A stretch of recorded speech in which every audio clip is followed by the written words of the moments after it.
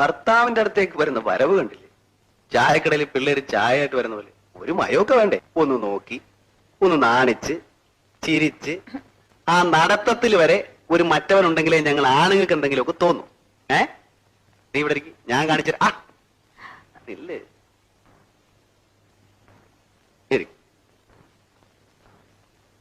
ഭർത്താവ് ഭാര്യ, ഭർത്താവ് ഭാര്യ.